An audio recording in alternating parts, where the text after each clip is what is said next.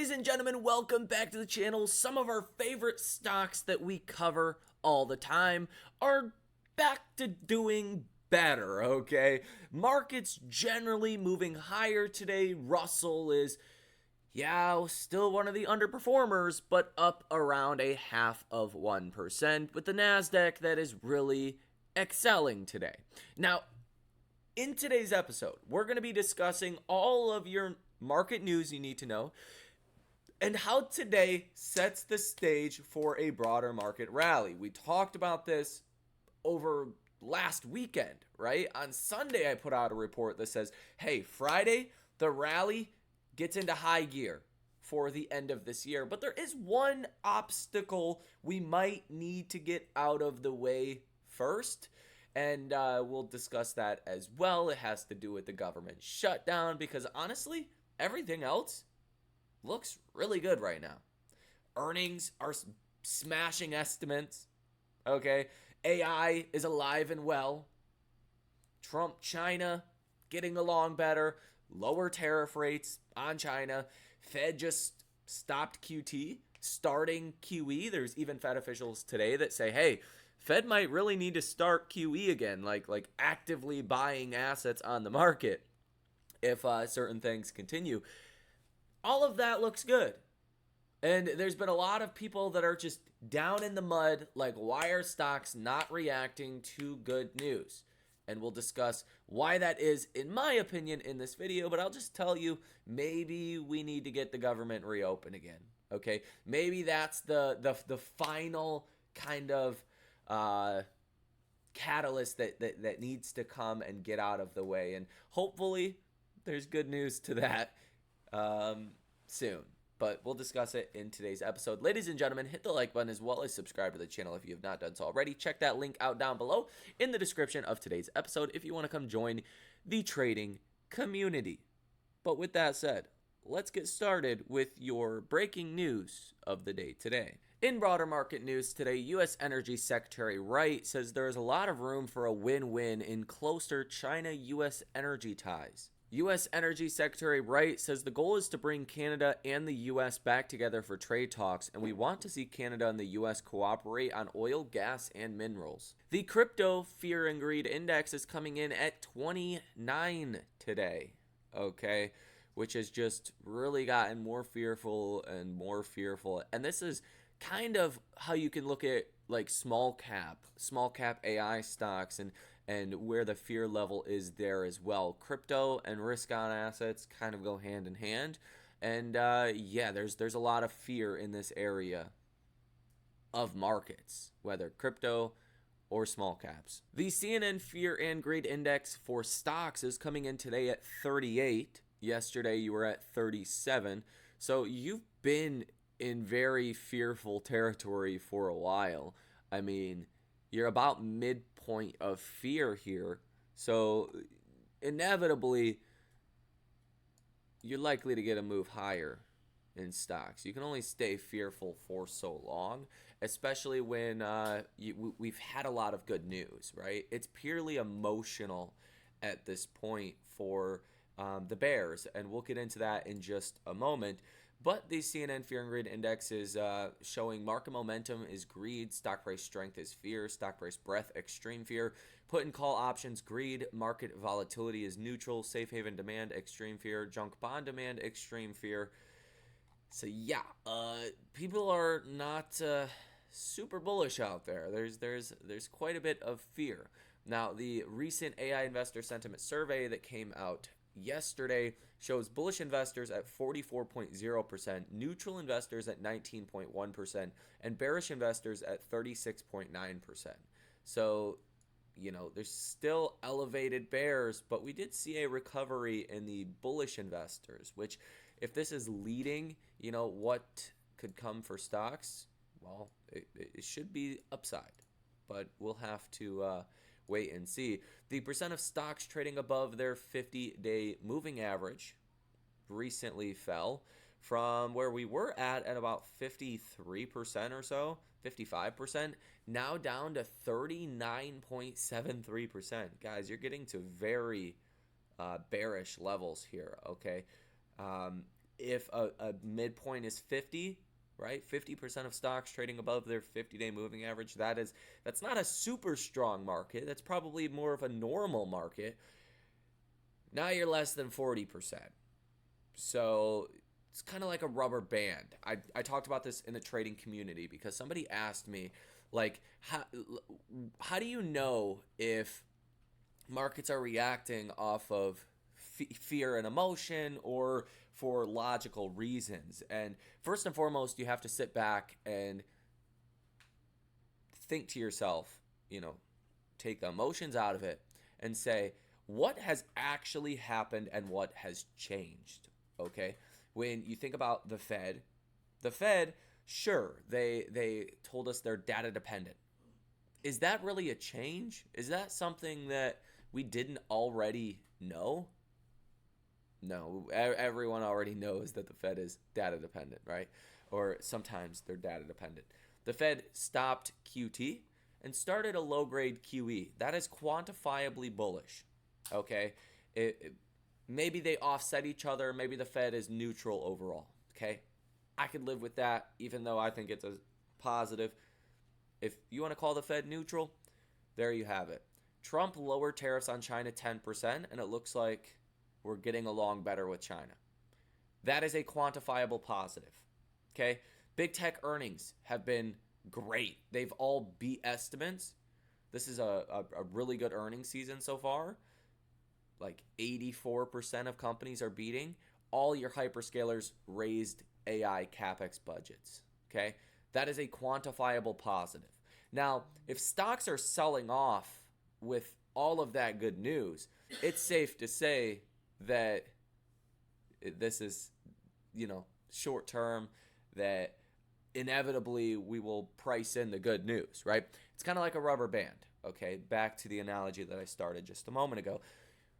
You can only stretch a rubber band so far until it snaps and recoils back in, okay?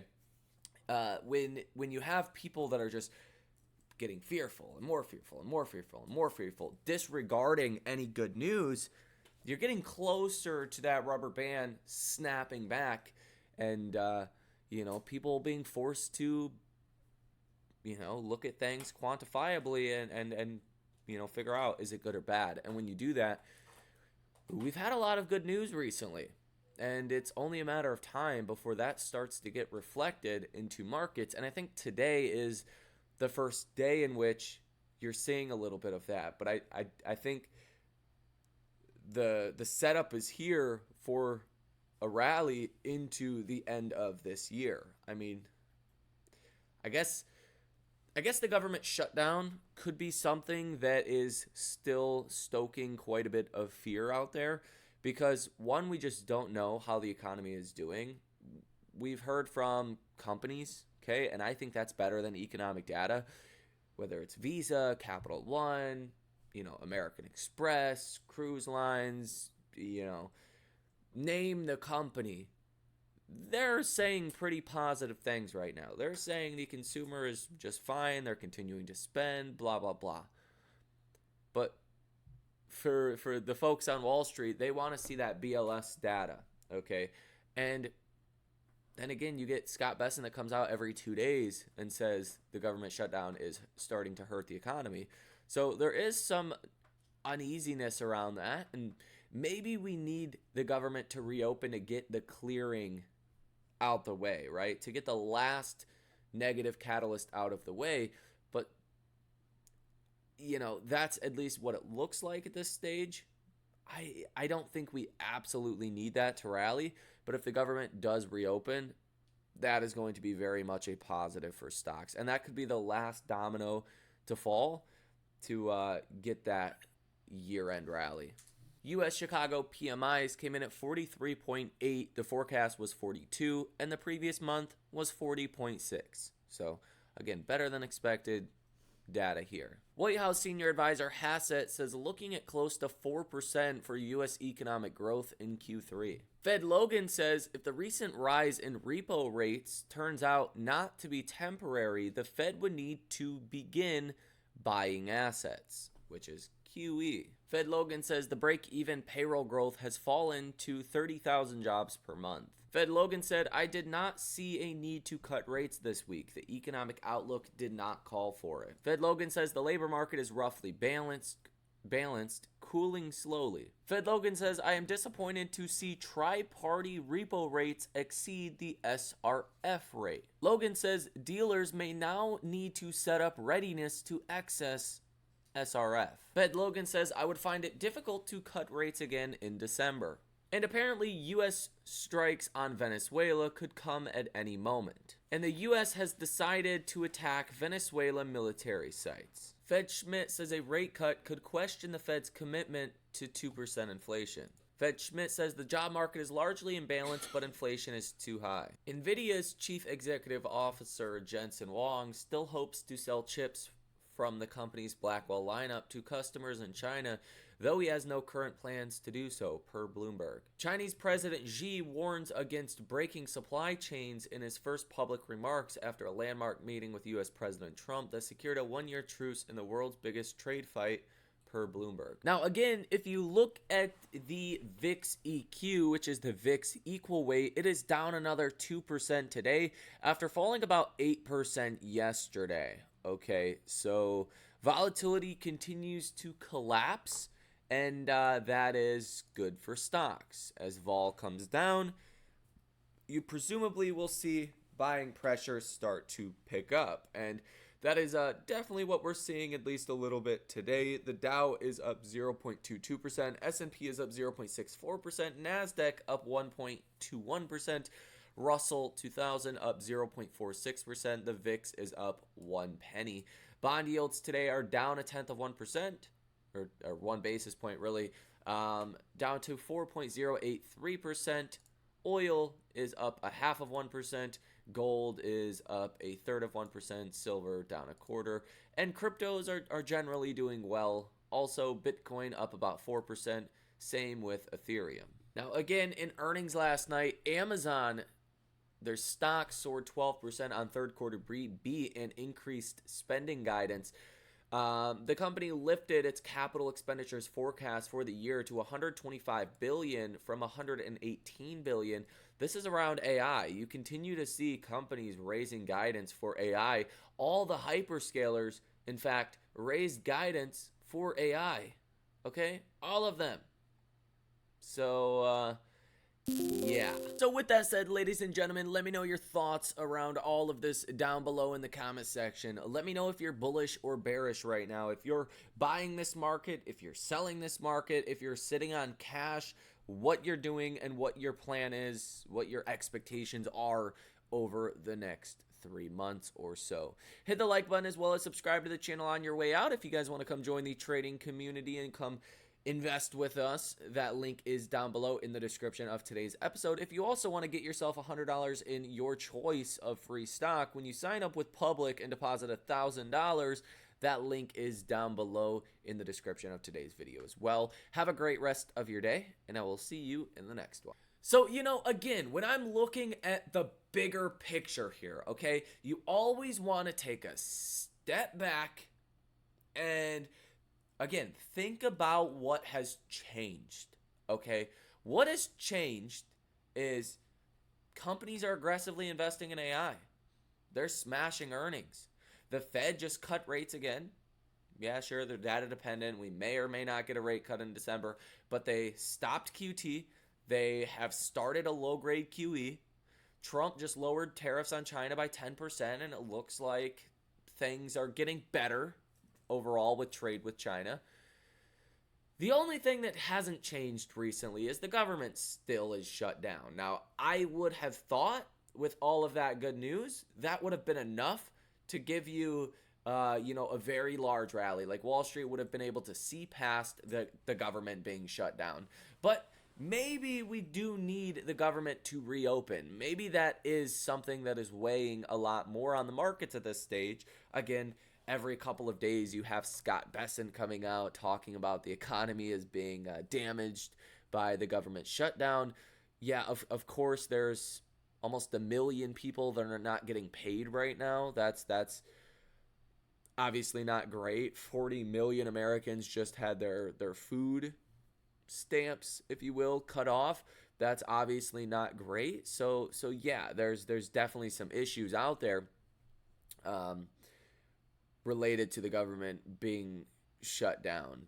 And maybe we need to get that out the way, and maybe we will get that out the way here sooner rather than later. They've already voted to for a continuing resolution 12 times.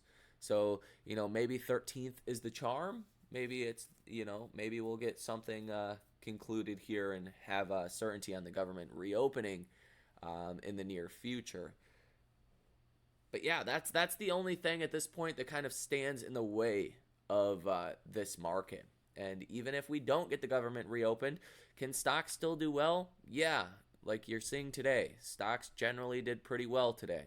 But getting the government open might be that last fear catalyst to be knocked down before you have that aggressive end of the year rally. And kind of on a timeline of this, think before Thanksgiving. Okay, Thanksgiving is such a big travel holiday that you've seen a lot of people in the government say it would be a disaster if the government is still shut down by Thanksgiving. Like, people don't want a disaster. When you start to see travel getting impacted, people are waiting forever at airports, maybe flights are getting canceled, they can't get around, that starts to put a lot of pressure on people in Congress to fund the government and get the government open again. So yeah, we'll see what happens. Let me know your thoughts on all of this down below in the comment section. Are you bullish? Are you bearish? Are you buying right now? Are you selling? Are you sitting tight, not doing anything? Let me know what you are doing in your portfolio down below in the comment section. Again, hit the like button as well as subscribe to the channel. Check that link out down below if you guys want to come join the trading community. That link is in the description of today's episode. I'm not a financial advisor, I'm not a financial planner, but we tend to be early to high-flying companies, and that is the strategy that we are actively targeting over there. We want to be early to the quality names, the APLD, Nebius, Navitas, IONQ, some of the highest flyers we've been early to. We even bought the IPO of Palantir. Bought Hims, like lots of testimonials there of prior successes. But we're looking for the next ones, okay? And that is where we are actively investing at this stage. So that link is down below. If you guys want to sign up with Public, deposit $1,000 to fund your account, you will get $100 in your choice of free stock. Really can't beat that.